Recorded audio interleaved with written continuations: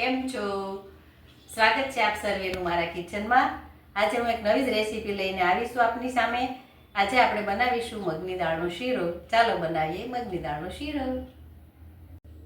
મગની દાળનો શીરો બનાવવા માટે આપણે 30 મિનિટ સુધી મગની દાળને સારી રીતે ધોઈ અને કોરી કરી લીધી છે. સાથે અડધી વાટકી ઘી છે, 1 ચમચી સોજી, 1 ચમચી બેસન છે, અડધી વાટકી ખાંડ છે, સાથે થોડા ડ્રાયફ્રૂટ છે અને ગાર્નિશિંગ માટે થોડી તૂટી ફૂટી અને દ્રાક્ષ છે.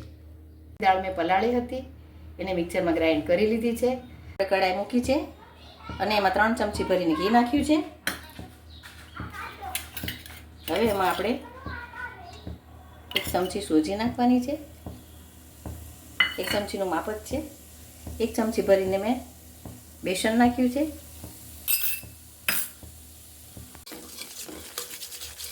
અને આપણે આમ જ થોડીક વાર હલાવતા રહેવાનું છે, જ્યાં સુધી એનો કલર ગોલ્ડન ન થાય ત્યાં સુધી હલાવતા રહીશું. સોજી, બેસન અને ઘી ત્રણેયનું મિશ્રણ એકસાથે હલાવતા રહીશું. હવે આપણે જોઈ રહ્યા છીએ કે બેસન અને સોજી અને ઘી ત્રણેય સરસ મજાનો મિક્સ થઈ ગયેલ છે, એટલે કે બેસન અને સોજીનો કલર આવી ગયેલ છે. હવે આપણે જે ગ્રાઇન્ડ કરેલી મગની દાળ છે એને એમાં એડ કરીશું.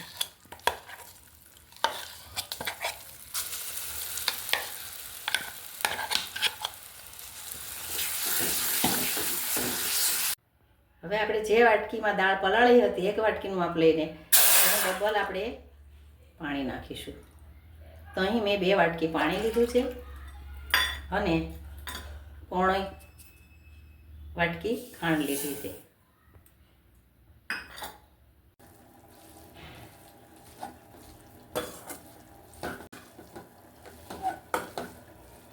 મગની દાળનો શીરો સરસ મજાનો શેકાઈને તૈયાર થઈ ગયો છે. હવે આપણે એમાં ચાસણી એડ કરીશું.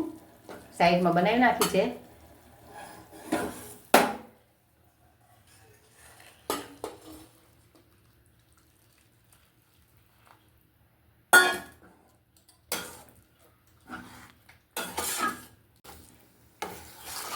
ફરીથી આપણે 1 ચમચી ઘી નાખ્યું છે.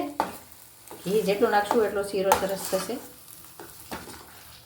આપ જોઈ રહ્યા છો સરસ મજાનો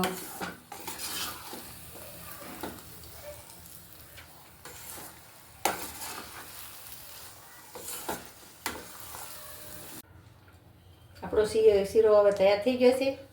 એમાં આપણે રાખેલા જે ડ્રાયફ્રૂટ છે એ ઉમેરી દઈશું. તો તૈયાર છે આપણી મગની દાળનો શીરો.